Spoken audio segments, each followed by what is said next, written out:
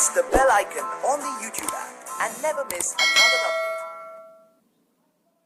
मंदी का खतरा वास्तविक बना हुआ है, इस पर कड़ी नज़र रखने की ज़रूरत। हिंदुस्तान यूनिलीवर के चेयरमैन संजीव मेहता ने अपनी वार्षिक बैठक में ऑनलाइन मीटिंग लेते हुए अपने शेयरधारकों को कहा और यह भी कहा कि केंद्र जिसने अर्थव्यवस्था को बढ़ावा देने के लिए कई उपाय की मांग की स्थिति पर निगरानी रखनी चाहिए और इस पर एक महत्वपूर्ण कदम उठाना चाहिए।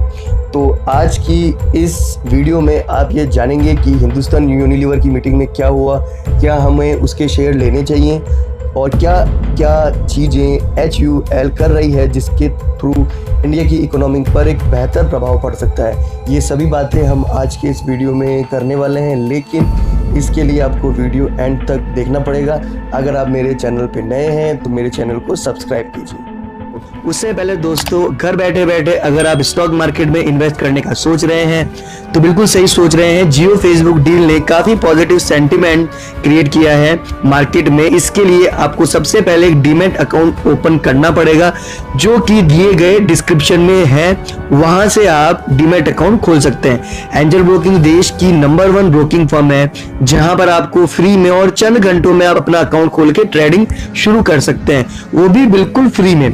तो देर मत कीजिए दोस्तों, आज ही एंजल ब्रोकिंग में अपना अकाउंट खोलिए नीचे दिए गए लिंक से। ऑनलाइन मीटिंग लेते हुए मेहता ने यह भी कहा कि अभी कुछ ही महीनों में हमने देखा है कि मांग के नजरिए से नौकरियों के नुकसान, घटती कमाई और घटते निवेश के डर से लोगों को अपने खर्चों से घेर लिया है और अर्थव्यवस्था के पहियों में मंदी आने से दुनिया के कई हिस्सों में वित्तीय संकट पैदा हो सकता है। अर्थव्यवस्था मंदी से बच सकती है या नहीं, यह विकास का मार्ग ड्राइवरों की एक सीमा पर निर्भर करेगा, जैसे वायरस का प्रक्षेप वक्र, रोकथाम के प्रयासों की प्रभावशीलता, सरकार द्वारा उठाए गए आर्थिक कदम, प्रतिक्रिया और व्यवहार। फर्मों और उपभोक्ताओं जिस डिग्री की मांग में देरी होगी वह फर्म खो जाएगी, चाहे वह झटका वास्तविक में एक स्पाइक या स्थायी हो या अर्थव्यवस्था को संरचनात्मक नुकसान हो। मंदी का खतरा वास्तविक है, लेकिन हमें इस निष्कर्ष के रूप में नहीं लेना चाहिए।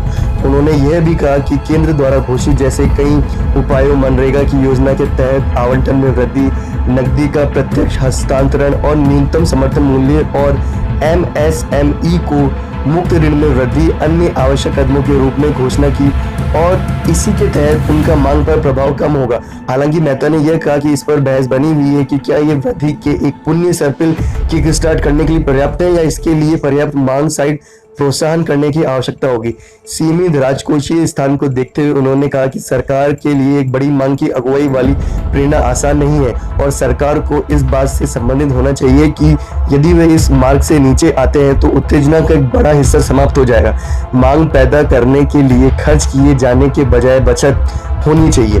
यह कहते हुए सरकार को मांग की स्थिति पर कड़ी निगरानी रखनी चाहिए। यदि अगले कुछ महीनों में इसे नहीं उठाया गया तो कुछ अनसुने ढंग से कदम उठाने चाहिए। महामारी के दौरान कंपनी के संचालन पर टिप्पणी करते हुए मेहता ने कहा, कठोर लॉकडाउन के दौरान परिचालन चुनौतियों को दूर करने के लिए चरम गति और चपलता सर्वोपरि थी। इसने साइकिल चलाने की पूरी योजना को एक दैनिक 37 के लिए छोटा कर दिया।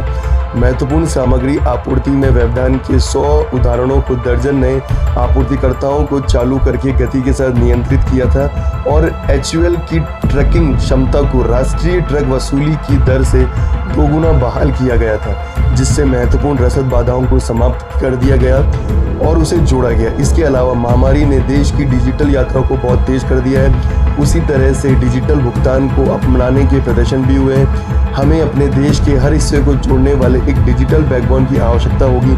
हो सकता है यह गाँव को उसी रोड के साथ डिजिटल रूप में जोड़ने का समय हो, जैसे कि हमने विद्युतीकरण ड्राइव में किया था।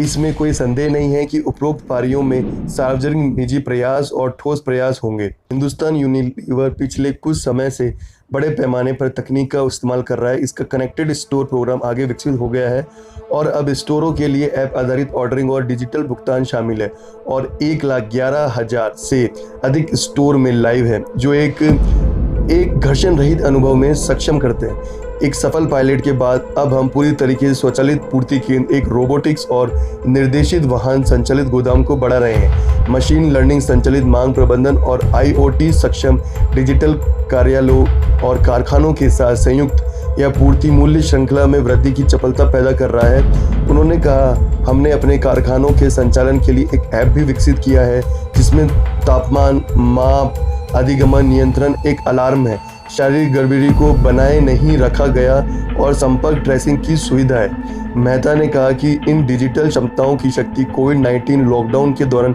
स्पष्ट हो गई है। कुछ क्षेत्रों में जहां सेल्समैन ऑर्डर के लिए भौतिक रूप से दुकानों तक नहीं पहुंच सकता, आदेशों को पकड़ने और उपभोक्ताओं की मांगों को पूरा करने के लिए HUL की क्षमता को बहाल करने के लिए ऐप आधारित ऑर्डरिंग क्षमता को जल्दी से रोल आउट किया गया था।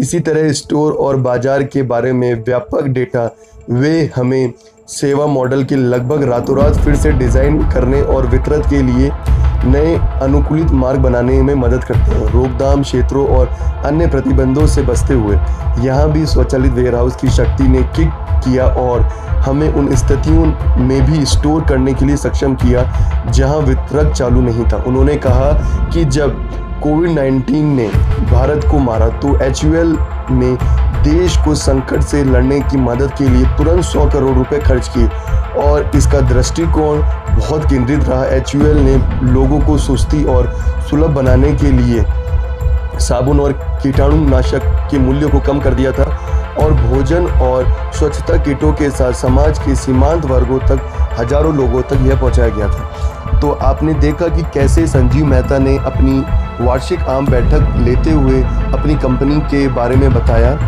और उन्होंने यह भी कहा कि अभी HUL इस महामारी में उन सीमांत वर्गों के लोगों के साथ खड़ा है। ऐसी ही नई नई अपडेट के लिए चैनल को सब्सक्राइब कीजिए, वीडियो को लाइक कीजिए, शेयर कीजिए।